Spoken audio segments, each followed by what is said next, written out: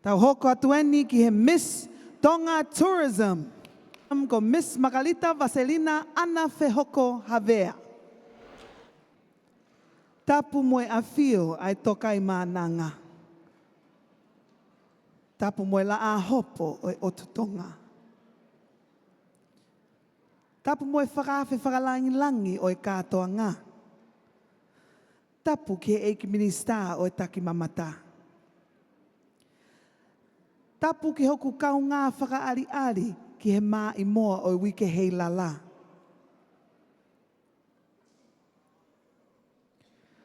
Tuku ke unga atu he vae o mafoka. Kau whola atu hoku kakala, mo hoku kakei tau olunga. Ko Miss Magalita Vaselina Ana Fehoko Havea.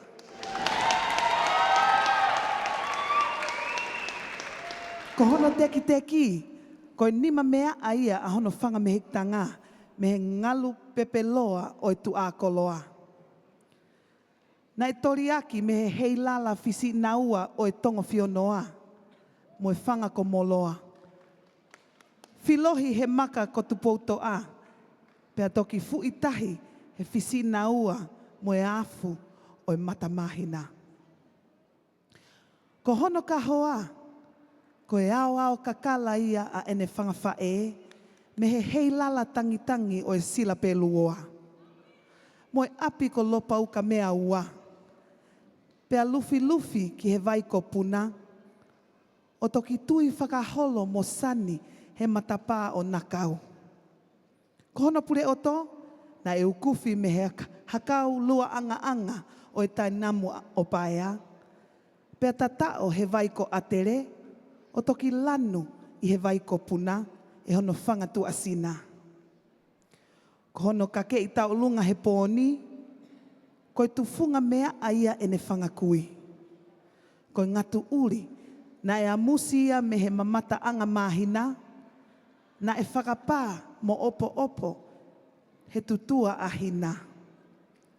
Na e auni pea moi i mai ki e esi ko tau whaahau. Nai tuwhi hono tuitui, o whoa pea tutu he hufanga lupe. Nai toki wari ake hono teunga, ke ngingila whakaofo-ofa. Ko ngāhi kakala whai whio o fungani ake hono teunga, ko e langa tori kei hengi pe e ne whangawhae i loto tonga.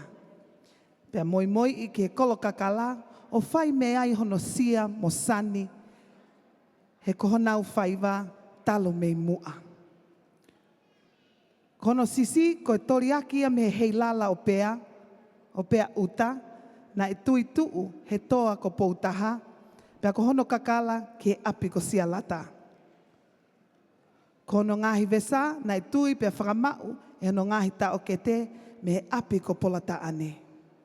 Ko hono lolo tākai, ko e lolo tui, na e lote me he whala lautoa, o e lolo a halai walu, o utu whaki mai he whangu ko toki malingi i hapo ula, mo hapo whetau. Lewa e malanga, kau tau atu. Miss Magalita Vaselina Ana Fehoko Havea. Kau hiwa koe kalap sila pelua, pea koe punake, te vita vaiola whauonuku.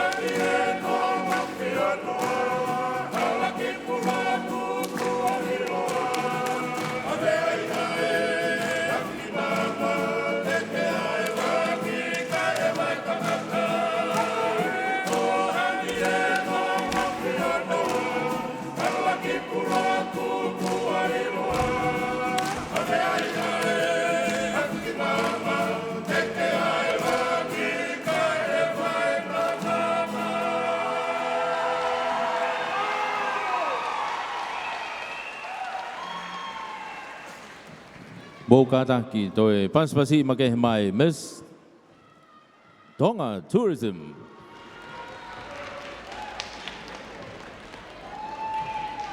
Nakarita Havea.